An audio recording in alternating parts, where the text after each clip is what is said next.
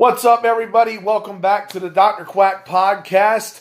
Today, I have a special guest. I have one of my good friends, also was an arch nemesis at some points when I was in the wrestling business. I'd like to welcome the legendary Chris Cash, folks. Chris, say hi to the people. Hey, everybody out there listening to Dr. Quack. You couldn't pick a more entertaining guy. And Quack, what you said was right on the money, dude. We've been nemesises and we've been friends, and I think the argument still goes on today. Were we better as friends or enemies? That I don't know. That is definitely, up for debate. But yeah, so, I figured I would get started here. Wanted to ask you some questions here, see what you thought. So, what made you get in the wrestling business? Why did I get in? Yeah, what made you get into the wrestling business? Well, until I was the age of 10, I lived in Nashville. And the area that I lived in was literally a 5-minute walk to the Nashville Fairgrounds at the sports arena. Every Saturday morning, since I can remember, I would wake up, watch Lance Russell and Dave Brown do their show. That's where they had Jerry Lawler and Jeff Jarrett and just a bunch of people that you see on TV today or have seen in the past in the WWE. And they would basically on that show promote the show coming up that Saturday night at the Nashville Sports Arena. So I guess you can say I was drawn to it from an early age, but what really got me hooked, I was probably about 4 years old, and you remember this, when the famous Jerry Lawler-Andy Kaufman feud happened. Oh, yeah. I was just mesmerized from that point. Now, I guess at that age, we all have dreams and stuff, but those guys were super good to me at the Nashville Fairgrounds. I formed a real good friendship with Billy Travis. He taught the promoter and booker at the time, Randy Hales, and they let me sit there and ring the bell.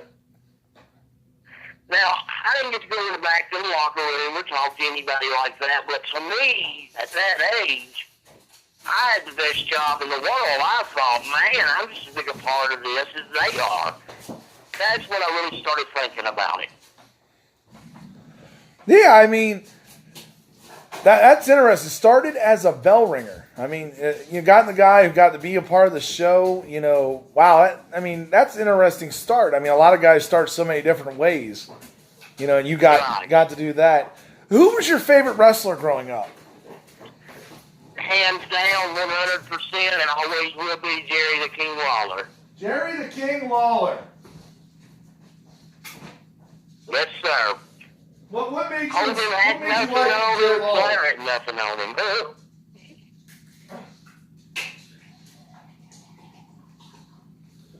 Did you catch me on that one? Yeah, did you hear me? No, I didn't hear your response. No, I said, so what about Jerry Lawler did you like?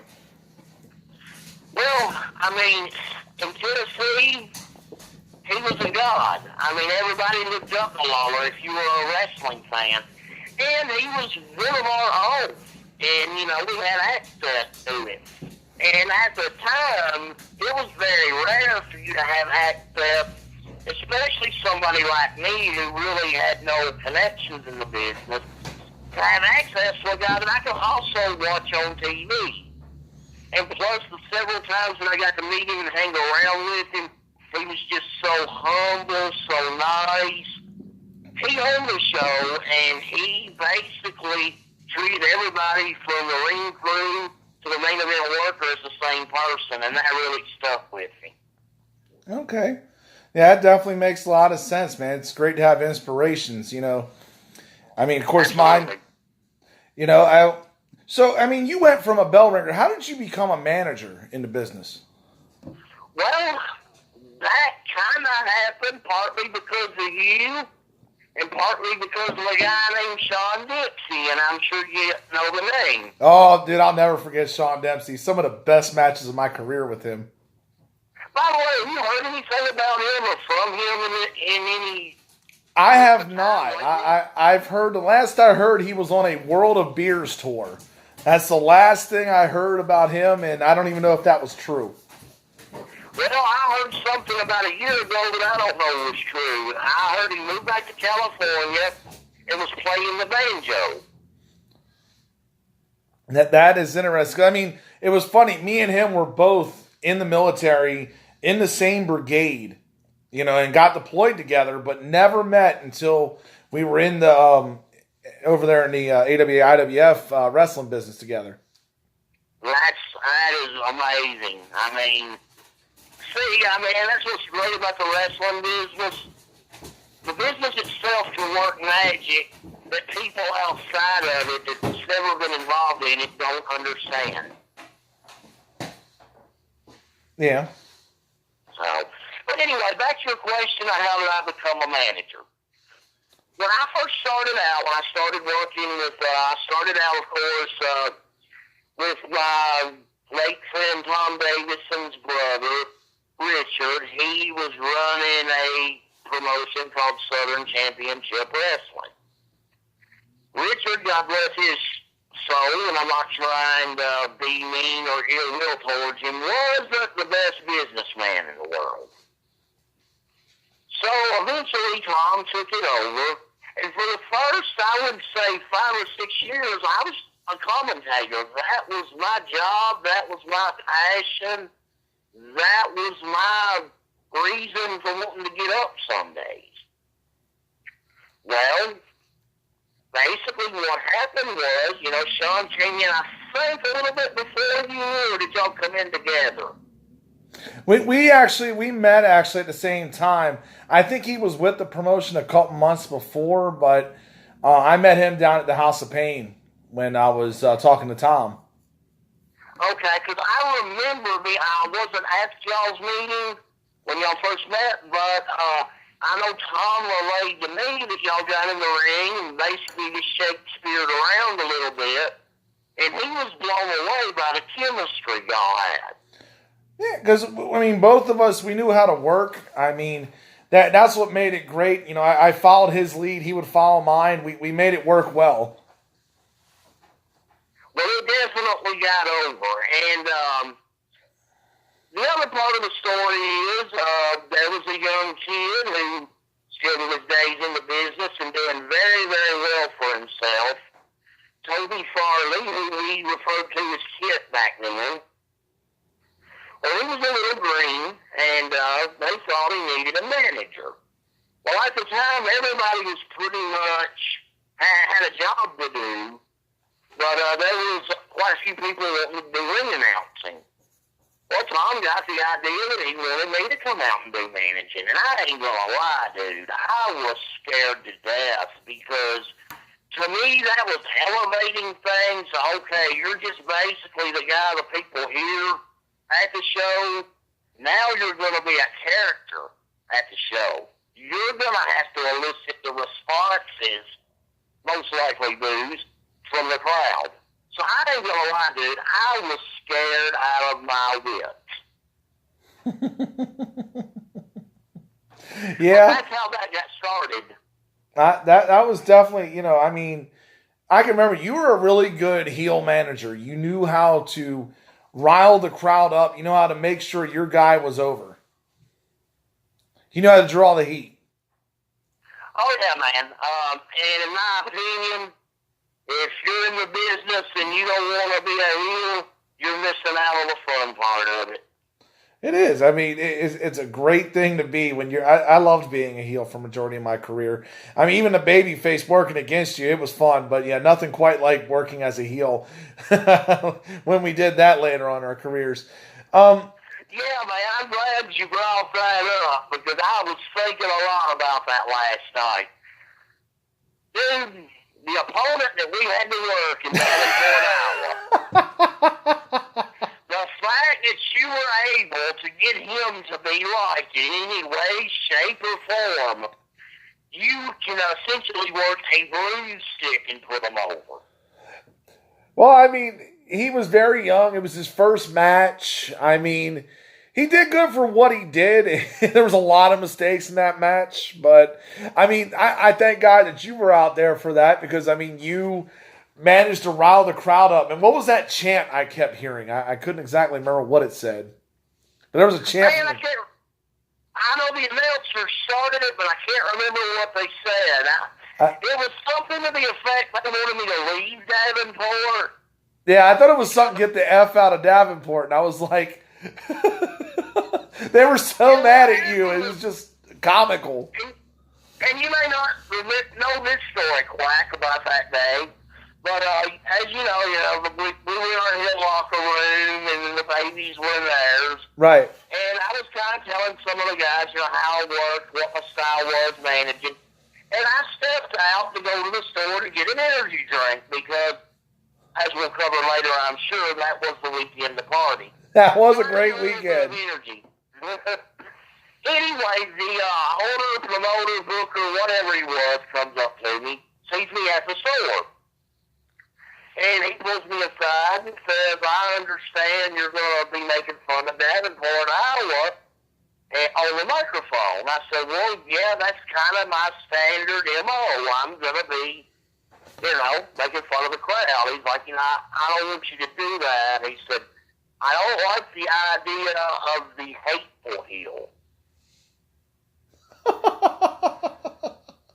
And I'm thinking, okay, what the hell?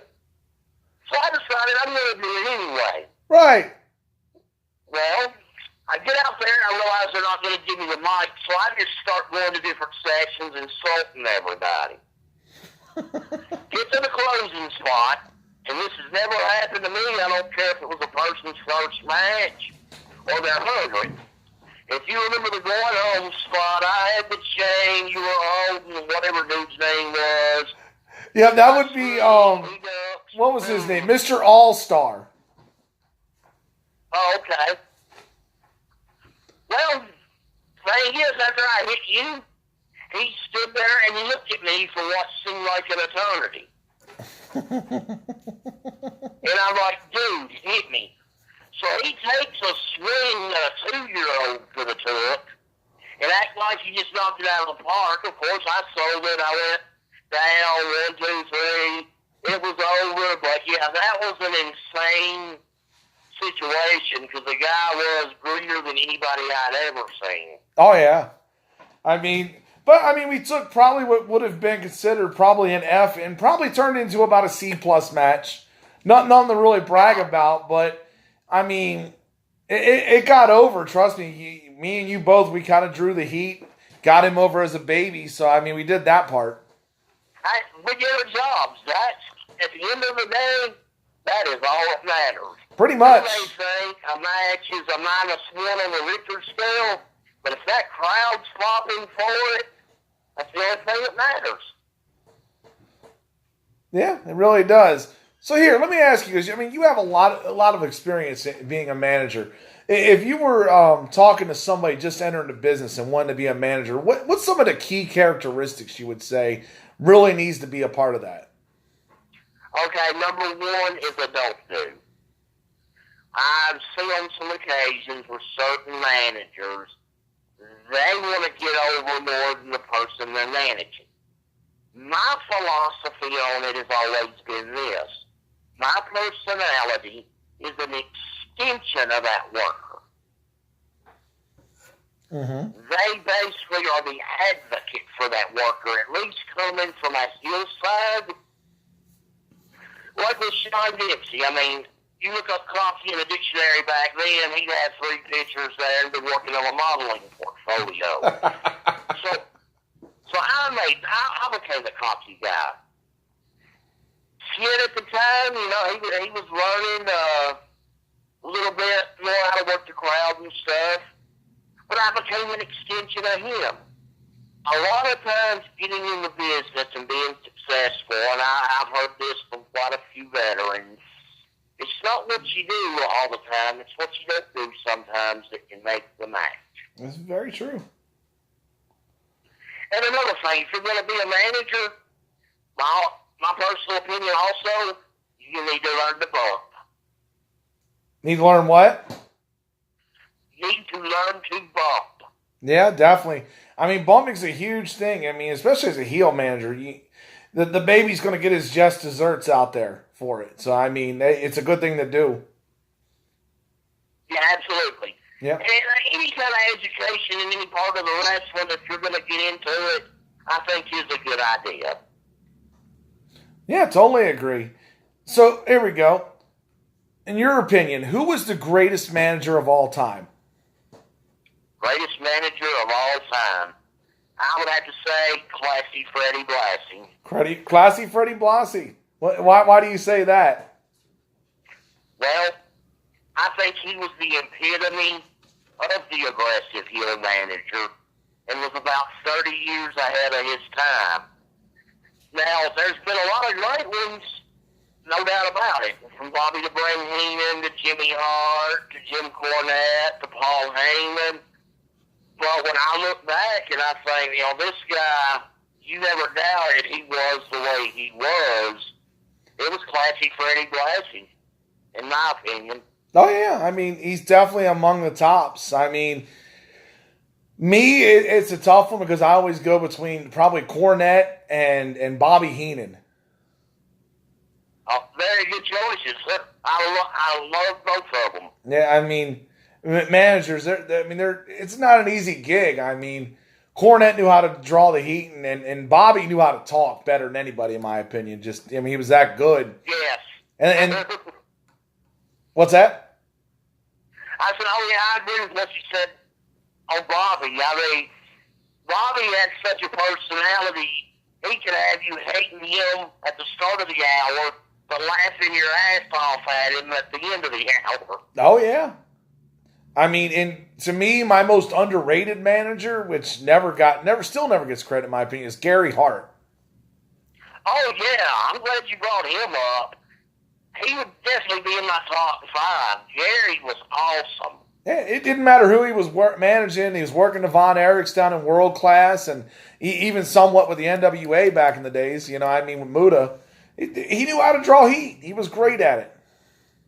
Oh, absolutely. And I think that just emphasizes my point I made earlier. Gary really didn't have to do a whole lot to get that crowd to hate him.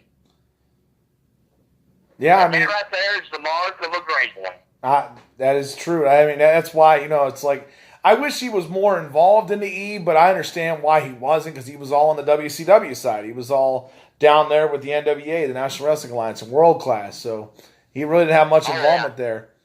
All right. Well, hey, look, we're going to play a game here. You ready to play a game? Yeah, let's play a game. Okay. We're going to play word association. I'm going to give you a name or maybe just a couple words, and I want you to tell me what comes to your mind, okay? All right. This could be cool. Okay. My first one is Jake Mulligan. My wrestling dad. Everything important I learned about managing, I learned from Jake.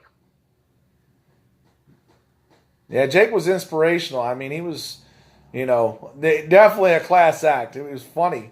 He was a real funny guy, especially on commentary. He cracked me up. Absolutely. I miss him every day. Yeah, he was a great one, man. So here we go. Toby Farley. Motivated, and is the only one that can stop him is himself. Yeah, I mean, he's still going to this day, and it's great to see him out there. He's doing great, man. I don't take one thimbleful of any kind of credit for his success. Toby has been in the grind through good and bad, and he stayed the course. And man, I see him getting booked all over the place, and I'm just honored I was allowed to be a part of his career when he was younger. Oh, yeah. I mean, it was funny. We would work each other in one promotion, and we would go down to GCW, and we'd be a tag team. It was hilarious just working with him because he was the high flyer, and I was the ground and pound style guy. Right. But we always had a blast. I mean, in everything we did. He was such a young kid, but he was so talented back then, and he's grown up since now. I mean, God, he's done so much. Oh, yeah. And he's got a pure love for the business. There you go. Tom Davison. But did you repeat that? Tom Davison. Tom Davison. That's another one I feel we lost way too soon.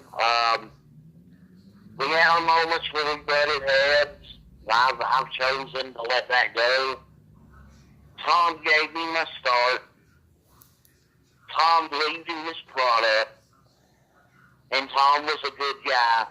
When it came right down to it, he would do what he could to help. Sometimes I think the wrestling does bites people in the wrong way, and they may get misunderstood. But Tom was a class act. He was. He gave me my start. I mean, I had about 3 years in the business, but I didn't wrestle a lot of matches at the time, and I had a good gimmick. If it wasn't for him, I wouldn't have gotten the push I got and continued probably moving forward. Right. Yeah, gave a lot of guys their start. Yeah. I mean, he really did. He was awesome to work for. He took care of you.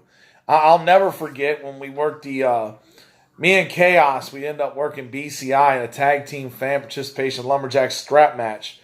He really took care of us because he knew we took a whooping from the fans that were out there. And, of course, the night the Duck visited Cookville on that, Guys, there's just one more thing, if you don't mind, I'd like to add about Tom. Sure. What set him apart from any promoter I've ever worked with, and this is not a knock on any other promoter, Tom is the only one that I ever seen, Monday through Friday, come rain, sleet, snow, or hail. He was out there hanging flyers, promoting the show. Yep. He never delegated the responsibility to anybody. He was bound and determined from the start, whether he realized it or not, to lead by example. And he did. And if you look at the history of things, IWF outlasted pretty much everybody in the area, and a lot of them in this state. Yeah. I mean, Tom was, did a lot of things that people saw from outside our promotion. Nashville was looking. There was other promotions out there looking at us. Absolutely. We were on the road to crashing through the glass ceiling, man, and at the end of the day, the backbone of the IWF was Tom Davidson. Yeah. So here you go. I got another name for you. Ready? Yeah. Mike Promo. Oh, boy. I had a feeling this thing was going to come up, and I have a feeling some people won't agree with my response, but here goes. On a personal level, my promo wouldn't pee on him if he was on fire. However, I got to say this. When it came to the great minds of the business, he was one of them. Hate the guy with a passion, but I got to lay it out there. Mike was smart about the business. He was just, I think at times, his own worst enemy. And quite frankly, I don't want to spend any more time on him. Okay. I mean, it's all understandable. Let's go Vince McMahon. Vince McMahon, the king of wrestling, the god of wrestling, some say. He definitely took wrestling to the next level.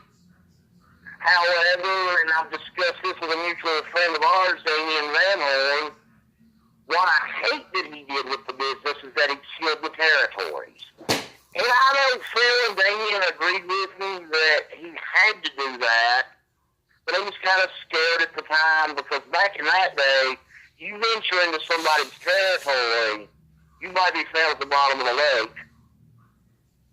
Yeah. I mean, it was a dangerous thing he did, but it paid off, around 83, 84. And dividends, absolutely.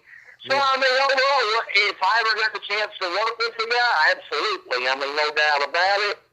But, I mean, I would be more excited to see the regional territories really make a big comeback. I think that a lot of people that I've talked to, and I read about, like Eric Bischoff's book, when he was talking about competing with Vince, I don't think you can compete with him in a one-on-one situation, like, Raw's on this channel and your promotion is on this channel. Yeah. However, I think you could get competition if you had one person or a group of people that individually went around to these different territories. It would take a while to do, but build them back up.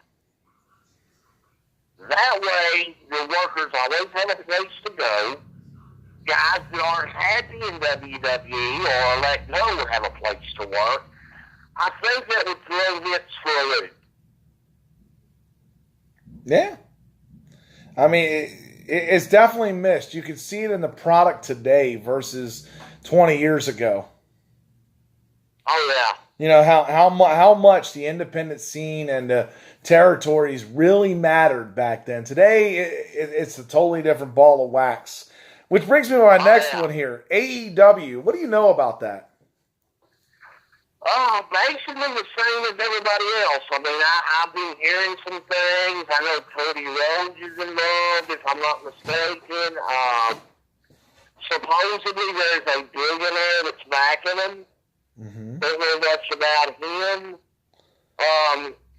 I'll say this, though. I hope it succeeds. And I hope they do try to compete with Vince the way WCW did. Because at the end of the day, it made Vince and his product better. Yeah. Yeah, I mean... Good.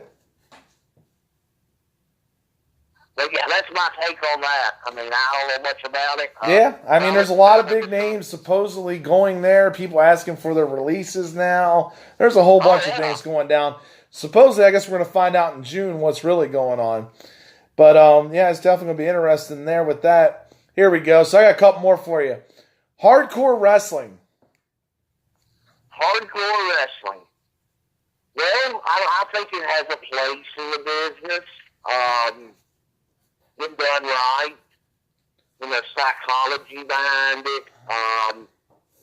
I just never understood getting in the ring and hitting each other with all different kinds of weapons, and there'd be no psychology and no reason why.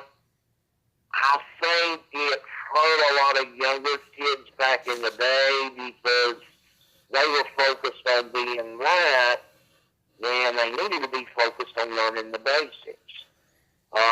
Story I heard, and I actually like the guy I'm about to bring up, New Jack. I mean, a lot of here in Tennessee don't like him.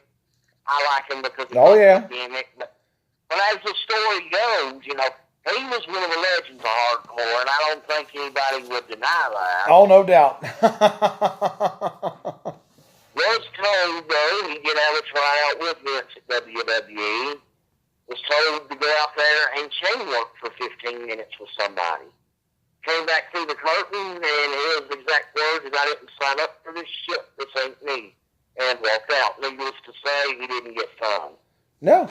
I mean, Vince wants it his way. He don't want it your way. It's his way or no way. Oh, absolutely, man. Yeah. I like this word association, Dave. Bring up some more names. I like this. Well, I've got 4 more for you. Are you ready? Oh, yeah. So we're going to go with the first one, Sean Dempsey. Fun. I would do anything to reclaim those days, man. And I hope whatever he's doing right now, I hope he's still got his hand in the business some way. Yeah. I mean, dude, Sean Dempsey was one of my greatest opponents. I probably, between him and Big Papa on BCI, probably my 2 favorite people I've ever worked in my life. Oh, yeah, Big Papa was great as well. That's another one I hadn't heard from in a long time. Yeah. Good old Chris, man. I'm telling you. I think he fell away from it. I don't think he's still in it, but I know Daddy Mac is. He's still got Tap W down there running. Oh, yeah, doing really well down there from what I hear. Yeah, he is. I mean, his son, from what I've seen, looks great. I haven't seen too much, but, I try to find videos occasionally of him working. So I got 3 more. You ready? Oh, go ahead. I was going to say, he's definitely, the son has come up real well. Got a lot of respect for the business. Got to give the kid props for that. And I'm sure that's got a lot to do with his dad. Yeah, I'm sure his dad instilled it in him. I mean, definitely, a great one here. Actually, I'm going to make it 4 here. Bunny Love. Okay. Bunny Love. A missed opportunity on both ends. Now, I'm sure that came out in a way he probably shouldn't have. All that aside, but I don't know if she's still in the business or not, but I know she definitely had the look, had the ability. I have had an occasion to talk with Amy Lee, who she worked up in Davenport, and I believe you set that match up or something, or... Yeah, that wasn't Davenport. That was actually a promotion that did a whole bunch of botchery. That's a story for another time, but Kansas Outlaw Wrestling. The Kansas thing. Yeah, she ended up working there, and they were up there, and that's where we met Damian Van Horn. Oh, yeah. Yeah. The best. The best. Yeah, he was a great guy, great friend, still talk to him to this day, so he's doing well. I know he's battling some issues, and yeah, that part. I know Damien, he's gonna if these issues expect this man to lay down for him, it ain't gonna happen. Yeah, I know, and he's fighting strong, man. That's what makes it great, I mean, he ain't giving up, so I'm glad to see that, Okay, there you go. Nurse Phoenix. Well, I mean, we could be watching her on TV right now if she would have got her head out of her ass. Yeah, probably. I will never forget I'll never forget the thing you said to me. We're sitting there in Leavenworth, Kansas. Mm-hmm. And I think you had this thing called Evil Eye. It was like the 99-cent beer. Uh-huh. And I'll never forget this. And of course, you remember Pyro. Yep. Yep. And you looked at me and you go, Quack, I don't know if I should thank you or I should kill you for introducing me to my one true love, Nurse Phoenix. Do you remember that? Oh, yeah. I was ready to decapitate the dude. And had you not intervened and said something to him, it may have went down because I'd had a few shots of tequila by that point. Oh, yeah. I ain't going into that story on the air. Yeah, let's not do that one. All right. Let's save that for a comedy day or something. Yeah, save that for a comedy day. Yeah, let's save that for comedy day. Okay. Now, my final question here. You ready? Yep. Final question. Who would you put on the Mount Rushmore of managers? Out of all 4 managers, who would be on that Mount Rushmore? Classy Freddie Blassie. Uh-huh. Jim Cornette. Okay. Bobby the Brain Heenan. Okay. And Gary Hart. Yeah. Can I have 5 on the mountain? Sure, go ahead and put a 5th. Who would you put 5th? Skandar Akbar. Akbar. Yeah. God, I mean, that was back when managers were awesome, I mean, they had a purpose. They had a stable. Oh, absolutely. Cool. And Quack, I don't know how much time we got, but I know I talked to you beforehand about an issue I was going to address. I don't think it needs to be addressed. But if you would just give me a minute or two, there is something. Yeah, go right ahead. Go right ahead. We'll close out with what you got to say. Okay, if I get a little emotional during this, I apologize. Okay. But as most of the people in wrestling know, especially here in Tennessee, a couple of weeks ago we lost a very talented performer and a great person. She worked in TNA as Belladonna, and then became a manager for Slacker J, known as Roxanne. Her name is Roxanne Biggerstaff, and I really regret the fact that I lost touch with her over the years. Roxy was one of those people that I think, if I had to pick a negative thing to say about her, is that she never gave herself enough credit. And neither did the rest of the world. She was the original TNA knockout. Yeah. And she wasn't standing in cages all dressed up like a showgirl. Oh. Roxy, and this is a quote from Father James Mitchell, the sinister minister. Yeah. She was in the new church. She did the spots, and she took the bumps that he weaseled out of. He said that himself. She was a great person. She was. I had the opportunity for a short time to work with her. And she was the epitome of being professional. And she could have been totally the other way. And the world's not only lost a good performer, but they've lost a good person. Slacker Jay has lost his soulmate. And their 11-year-old son has lost a mom. Yeah. And I would just ask this to anybody that posts on the subject on the internet. Let's focus on the way she lived. It doesn't matter what she died from. Let's remember her life. And remember that there is an 11-year-old kid out there. And that was just one of my highest honors, working with her and getting a chance to work with Tracy Smothers down the road, you know, over all these years. Those were my two favorites. And I'm not telling you how to run your show, Quack, but I would definitely recommend at some point you reach out to Slacker, because I talked to him a few days ago, and he showed interest in wanting to do your show, and I think he can tell more about Roxanne than I can. So I would definitely recommend him. Yeah, definitely. I'm all for having anybody and everybody come on the show. I love when people, you know, talk and be able to explain to the audience what it was really like, you know, in the business. Absolutely. Yeah. But I just had to get that off my chest. It's been bothering me. I've been thinking about it a lot. I don't think it's hit me yet. And that is the absolute bottom of the line worst thing about this business. Especially, it seems like in the past 5 to 6 years, there's so many people that we lost that it gets to a point you almost become numb to it.